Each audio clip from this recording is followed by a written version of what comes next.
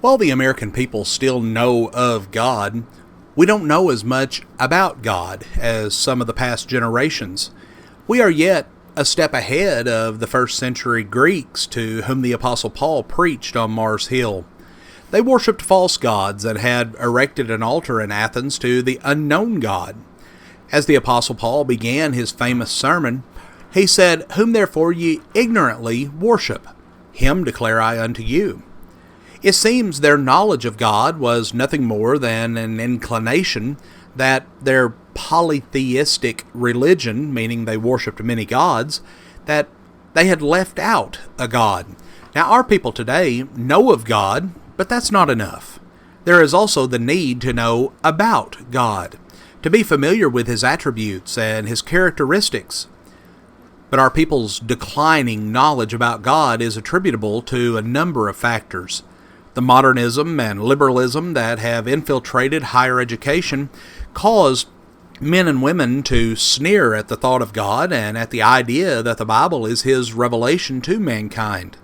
In our families, we have often placed too much emphasis on this kind of education with its godlessness. In the grips of this idea of intellectualism and sophisticated philosophy of men, we find that we have regressed toward the condition described in 1 Corinthians 1 and verse 21. For after that, in the wisdom of God, the world by wisdom knew not God. It pleased God by the foolishness of preaching to save them that believe. And as 1 Corinthians 1 and verse 18 says, the preaching of the cross is to them that perish foolishness. In one of his letters to Timothy, Paul spoke of science, and we see that this is falsely so called. In other words, there is much that is called truth, much that is called science or enlightenment, but it's actually not. Then, too, we, the American people, know less about God because of our skyrocketing preoccupation with ourselves, as has happened countless times in the past when man is richly blessed. We have, for the most part, forgotten God. We're too busy enjoying our material blessings to learn about God that we might speak intellectually about Him. In fact, so preoccupied are we with ourselves that most of the time He's not even in our thoughts.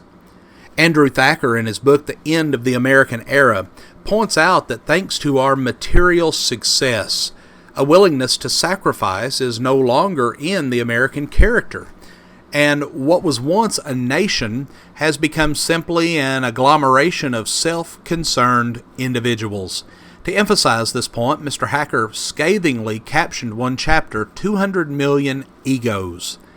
When man becomes so self-centered, regardless of the reason, and it's usually prosperity, he removes God from the picture.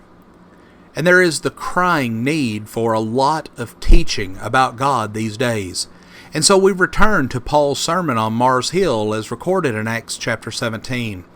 Paul presented God as the creator of the universe, this world, and all things in it. In one place, the apostle said that God made the world and all things therein. A moment later, he was found teaching that God made man. He said, "And hath made of one blood all nations of men for to dwell on the face of the earth." Now remember, the opening verse of the Bible, in the beginning God created the heaven and the earth. Remember Psalm 100 and verse 3? Know ye that the Lord, He is God. It is He that hath made us, and not we ourselves. We are His people, and the sheep of His pasture. We must understand and help others to see that where there is design, there must be a designer. Where there is creation, there must be a creator. Where there is art, there must be an artist. Where there is architecture, there must be an architect. Well, in his sermon on Mars Hill, Paul also identified God as the controller of this universe. At one place he said that God is Lord of heaven and earth. He giveth to all life and breath and all things. Paul also pointed out, he said, "For in Him we live and move and have our being." As air traffic controllers with elaborate radar control the aircraft within their area, so God in heaven is in full knowledge of and has ultimate control over all the affairs of this universe.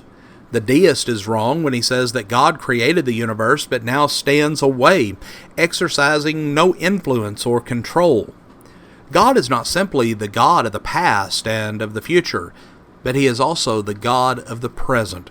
According to the Bible, He is the great I Am, the God of now, of today.